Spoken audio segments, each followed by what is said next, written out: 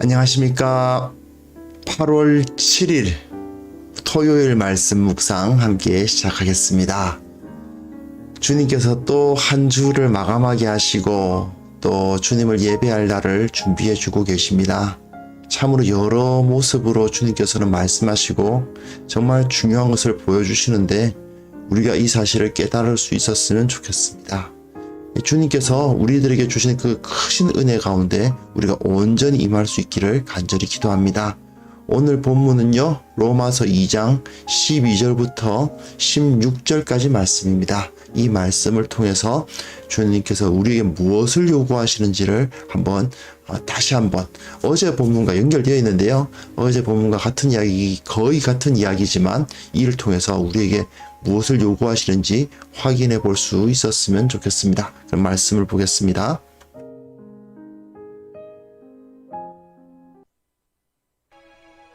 무릇 율법 없이 범죄한 자는 또한 율법 없이 망하고 무릇 율법이 있고 범죄한 자는 율법으로 말미암아 심판을 받으리라.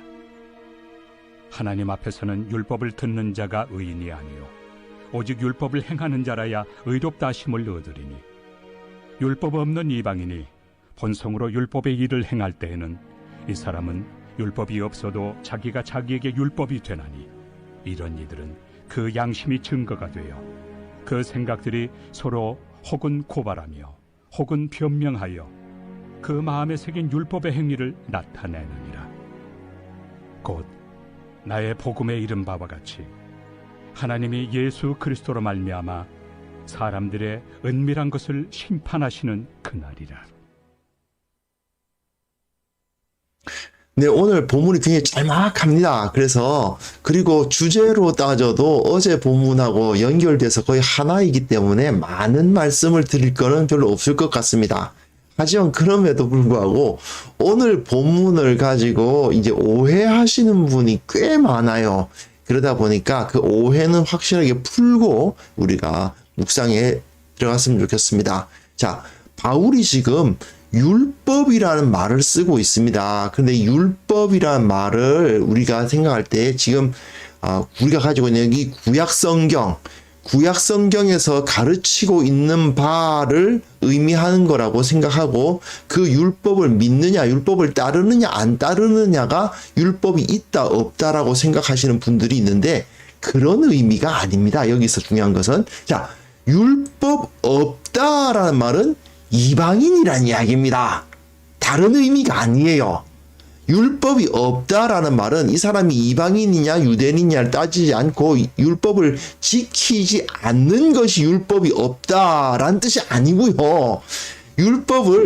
율법적인 그 율법에서 가르치고 있는, 그러니까 창세기부터 신명기까지의 그 내용이 가르치고 있는 그 가르침에 합당한 삶을 살고 있다 하더라도 이 사람이 유대인이 아니면 율법이 없다라고 말하는 겁니다. 즉, 이 율법 없이 범죄한 자란 말은 이방인이란 뜻입니다. 유대인이 아닌 이방인이요. 그든 율법이 없이 망할 것이고, 또 율법이 있고 범죄한 자는 무슨 소리겠어요? 유대인으로서 범죄하는 사람들을 말하는 것입니다. 유대인들도 역시 범죄를 하죠. 유대인들은 죄를 안 짓겠습니까? 그건 아니지 않습니까? 그들은 또한 율법으로 말미암아 심판을 받는다. 유대인이고 이방인이고를 따지지 않고 중요한 것은 뭐다? 율법을 듣는 게 중요한 게 아니고 율법을 행하는 것이 중요하다라는 이야기를 하고 있습니다. 유대인들은 율법을 알고 듣고 있고 이방인들은 율법을 알지 못하고 듣지 못하고 있는 것은 사실인데, 그런데 이 율법을 듣지 않았음에도 불구하고 율법에 합당하게 사는 사람도 있다는 거죠. 자, 율법 없는 이방인이 본성으로 율법의 일을 행할 때가 있다. 왜 이런 경우가 있지 않습니까? 예수님을 믿지 않는데 불신자인데도 굉장한 인격자입니다. 그리고 탁월한 지식을 가지고 있을 뿐 아니라 어떻게 하면은 바르게 나의 삶을 살아갈 것인가를 고민하면서 바른 삶을 살려고 노력하는 사람이 있을 수가 있죠. 그런 사람들, 그 당시에도 이 바울 당시에도 뭐 철학을 한다는 사람들이라든지 도덕법을 이야기하는 사람들이 있었고요. 어떻게 하면 바른 삶을 살아갈 것인가를 고민하는 사람들이 없었던 것은 아닙니다. 우리가 뭐 4대 성인으로 치는 소크라테스 이런 사람들이 하나님 앞에서 온전한 의인이었다고 볼 수는 없으나 그래도 나름대로는 똑바로 살아보려고 노력한 사람들 아닙니까? 그리고 그 똑바로 살아보려고 한 사람을 쫓는 이제 추종자들도 있었죠. 그런 사람들은 어쨌든 저 사람들은 율법을 모르니까 다 무조건 다 죄인이고 쟤네들이 아무리 착한 일을 해도 그 착한 일은 전부 다 악이다. 아닙니다. 그렇지 않습니다. 율법 없는 이방인이 본성으로 율법의 일을 행할 수도 있습니다. 그것이 나쁜 행위가 아니에요. 이 사람이 예수님을 믿지 않아도 정직한 사람은 칭찬해 줘야 합니다. 그 사람은 옳은 사람이거든요. 이 사람은 율법이 없어도 무슨 소리예요? 그 유대인이 아니어도 자기가 자기에게 율법이 된다. 자기가 자기를 붙잡는 어떤 법이 세워진다는 겁니다. 이런 이들은 그의 양심이 증거가 되어서 그의 생각들이 서로 혹은 고발하며 혹은 변명하며 그 마음에 새긴 율법, 여기서 율법이란 표현은 이제 하나님께서 주신 율법이 아니라 하나의 그 법, 그냥 법이란 뜻이에요. 그 마음에 새긴 일반 은총의 법이라고 말할 수 있겠죠. 하나님께서 기록된 바 창세기부터 신명기까지 기록되어 있는 그 법이 아니라 그 마음속에 이미 주어진 일반 은총으로서의 법의 행위를 따라서 그 양심이 나타나고 그 양심의 올바른 바가 나타난다는 것입니다. 즉 바울은 믿지 않는 사람들도 선을 행할 수 있고 믿지 않는 사람들이 행하는 선에 대해서는 그에 합당한 인정을 해줘야 된다라고 보고 있습니다. 가끔 이런 경우가 있지 않습니까? 이 사람이 아무리 이제 선하고 아무리 인격적으로 살아도 이 사람은 예수님을 안 믿으니까 마귀 새끼야 뭐 이렇게 하시는 분들이 가끔 있습니다. 예, 물론 그에게 구원이 있다고 말하거나 그가 하나님의 백성이라고 주장할 수 없는 건 사실인데, 그러나 믿지 않는 사람이라 하더라도 그가 선한 행위를 하는 것에 대해서는 우리가 인정해야 합니다. 선한 사람은 선한 거지, 그 선한 행위가 선한 행위인 거지, 아무리 그 사람이 선한 행위를 했어도 예수님을 안 믿으니까 저건 전부 위선이야, 저건 전부 거짓된 선행이야, 이런 식으로 그거를 몰아가서는 안 되는 거죠. 우리는 정직해야 됩니다. 선한 행위는 선하다. 저 사람은 믿지 않는 사람인데 정말 너무나도 인격적이고 저 사람은 너무나도 바르게 산다라고 인정해주고 그 사람에게 박수 쳐주고 인정할 필요는 있는 거예요. 그것이 마땅합니다. 지금 바울은 그 이야기를 하고 있는 겁니다. 율법을 가진 사람이냐, 율법을 가지지 않은 사람이냐, 그게 중요한 게 아니다. 즉 유대인이냐 이방인이냐가 중요한 게 아니다. 이 사람 교회 다니는 사람이냐 안 다니는 사람이냐가 중요한 게 아니다. 이 사람이 겉으로 나는 예수를 믿는다라고 공언을 하는 사람이냐 나는 예수 안 믿는다고 말하는 사람이냐, 그것이 중요한 게 아니다. 중요한 건 무엇이라고요? 그 앞에 나오는 거죠. 율법을 듣는 자가 의인이 아니요, 예수 믿는다고 말하는 사람이 의인이 아니고 교회 다닌다고 다 의인이 아니라는 겁니다. 지금 바울이 하는 말이 이 말이에요. 단순히 내가 태어나기를 유대인 집안에 태어나서 매일 아침마다 토라를 암송하고 이제 쉐마 본문 들으라 이스라엘 이것을 암송하고 아침을 시작했던 사람이라고 해서 그 사람이 의인이냐, 그게 아니다 이거죠. 오직 율법을 행하는 자라야 의롭다 하심을 얻는다. 이게 왜 이런 이야기가 나오고 있는지 우리는 꼭 인식을 해야만 합니다. 내가 예수 믿으니까 난 의인이야. 나는 교회 다니니까 의인이야. 아니올시다. 바울이 보기엔 전혀 그렇지 않습니다. 오히려 불신자들 중에서 우리들보다 더 정직하게 사는 사람이 있다면 하나님께서 보시기엔 그 사람이 의인이지, 내가 예수 믿는다는 이유로 너는 의인, 저 사람은 악인, 그렇게 분류하시지 않는다는 말입니다. 우리가 굉장히 이 부분에 대해서 바르게 느껴야 됩니다. 자, 이것은 이제 결론이죠. 곧 나의 복음에 이른 바와 같이 하나님이 예수 그리스도로 말미암아 사람들의 은밀한 것을 심판하시는 그날이라는 말은 이제 13절을 받는 거죠. 의롭다 하심을 얻는데 언제 얻는다? 마지막 날에. 지금은 유대인들이 나 유대인이야 하면서 나 의로운 사람이야 라고 말하면서 악행을 저지르는 경우도 있고, 이 사람은 그런 걸 알지 못하고 그냥 뭐 선한 행위를 해야 되겠다고 생각하고 선한 행위를 하는 사람들도 있단 말입니다.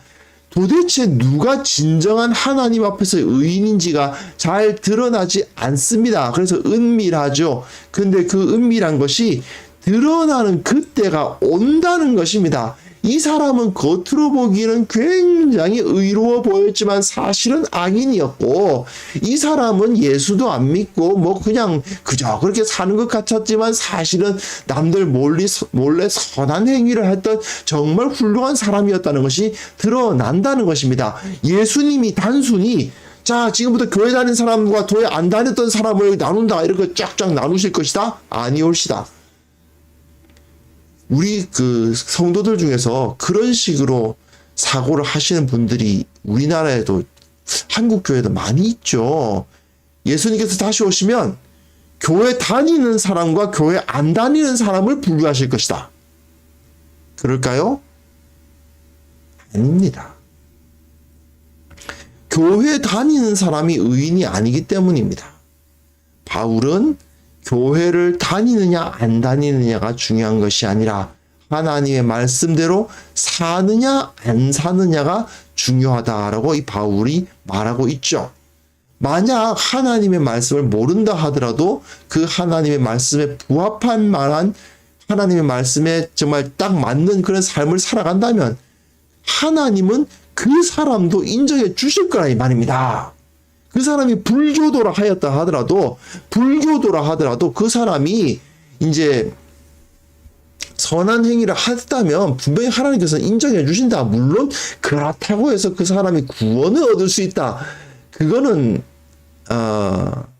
만약에 논리적으로만 따지면 이 사람이 불교도였다 하더라도 그 사람의 삶의 전체가 완전히 하나님 앞에서 의로웠다라고 하면은 하나님께서 그를 심판하시고 그를 영원한 그 불에 던지실 리는 없습니다. 그런데 물론 이건 어디까지나 논리적으로 그렇다는 겁니다. 논리적으로. 왜냐하면 실제로는 그런 선한 사람은 없습니다.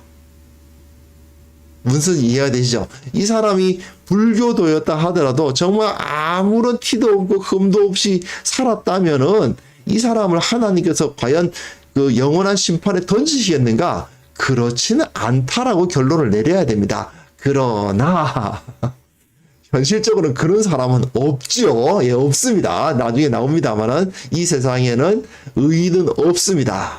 그런데 어쨌든 우리들에게 이 메시지가 충격적으로 들릴 수가 있단 말입니다. 왜냐하면 많은 분들이 교회 다니면 구원받는다고 생각을 하세요. 그리고 어떻게 그런 생각을 할 수 있느냐라고 하면은 로마서에서 바울이 이신칭의 믿음으로 구원받는다고 했다. 어떻게 사느냐가 중요한 게 아니지 않느냐. 이렇게 말씀하시는 분들이 있어요. 자, 바울은 율법으로 구원받는 것이 아니라고 했지 어떻게 사느냐에 의해서 구원받는 게 아니라고 말한 적 없습니다. 율법으로라는 말은 내가 유대인이니까 이란 뜻이지 율법대로 살았다는 의미가 아닙니다. 이걸 꼭 기억하셔야 됩니다. 율법으로 구원받는 것이 아니다. 행위로 구원받는 것이 아니다라는 말은 하나님께서 보여주신 그 율법에서 나타난 정말 의로운 삶을 통해서 구원받는 것이 아니다. 그런 뜻이 아니고, 그런 말이 아니고요. 나는 유대인이니까 구원받을 거야. 우리식으로 말하면 나는 모태신앙이니까 구원받을 거야. 나는 교회를 다니니까 구원받을 거야. 라고 생각하는 사람들에게 바울이 아니다. 그렇게 이야기를 하고 있는 거예요. 우리 꼭 이 부분을 기억하셨으면 좋겠습니다.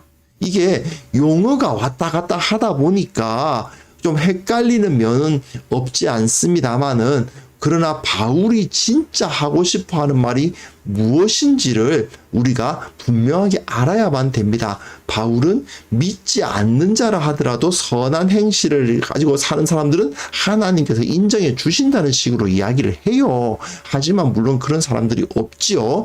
어쨌든 그런 논리적으로는 그렇다는 것입니다. 즉 우리의 신앙생활은 절대로 지식이 아닙니다.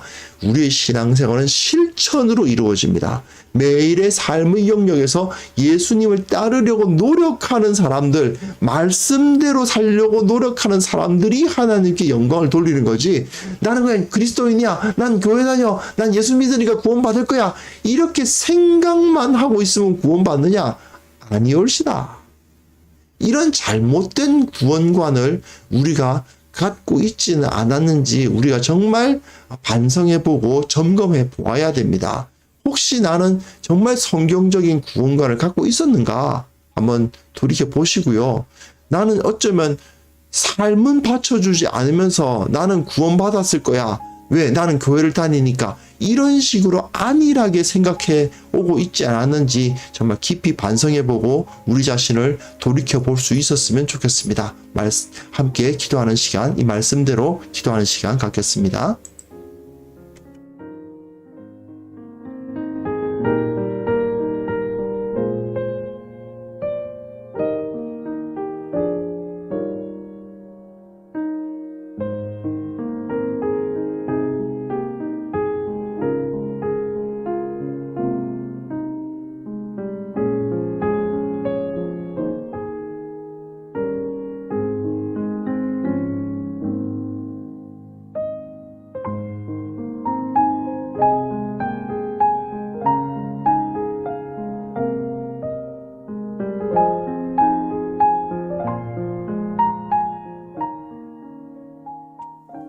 거룩하신 하나님, 참으로 말과 생각으로 믿는다고 하기만 하면 하나님 앞에서 구원을 받을 거라는 잘못된 인식을 가진 자들이 아직까지도 있음을 주님께서도 아시나이다. 혹시 우리들 가운데 그런 잘못된 지식을 가진 자들이 있다면 속히 그것에서 벗어나게 하시고 내 삶의 모든 영역에서 믿음이 실천으로 드러나지 않으면 안 된다는 그러한 도전을 받을 수 있도록 도와주옵소서. 또한 우리 교회 가운데 우리 믿음을 삶과 실천으로 드러내지 못하는 성도들이 있다면 주님께서 그들을 진노하시기보다는 불쌍히 여겨주시고 각성시켜 주시고 믿는 자로서의 빛을 드러내는 그런 삶으로 변화시켜 주시기를 원하고 바랍니다. 믿음이 연약하고 믿음에 대해서 잘못 알고 있는 자들을 주님께서 깨우쳐 주셔서 아버지께서 진정 원하시는 참된 그리스도인 모습으로 세워 주옵소서. 아버지, 우리가 불신자들 앞에 나아가서 복음을 전할 수 있어야 되겠습니다. 그러기 위해서는 나부터 먼저 복음으로 변화되고 나부터 먼저 복음으로서 온전히 나 자신을 바로 잡을 수 있어야만 되겠사오니 주께서 우리를 붙들어 주시고 주님의 능력을 나를 통해서, 우리를 통해서, 우리 교회를 통해서 나타내 주셔서 많은 사람들이 회개하고 돌아오는 역사를 일으켜 주옵소서. 우리들이 사람들을 구원하게 하여 주옵소서. 많은 사람들이 이 팬데믹 때문에 고통스러워하고 있습니다만은 저 고통스러워하는 자들에게 구원의 빛을 던지고 여기에 사람의 가치가 있다. 이것이 우리들의 가치고 이것이 가장 중요한 것이다라고 말할 수 있는 참된 그리스도인들 다 삼아 주옵소서. 아버지, 우리의 마음을 붙들어 주셔서 오늘 하루도 주님의 뜻대로 살 수 있도록 도와주시고 주님의 은혜가 넘치는 삶을 경험하게 하여 주시고 기쁨과 찬송과 감사의 하루가 될 수 있도록 그것을 통해서 내일 또 함께 모이지 못한다 하더라도 주님 앞에 온전한 예배를 드리는 우리 모두가 될 수 있도록 도와주옵소서. 예수 그리스도의 이름으로 기도합니다. 아멘.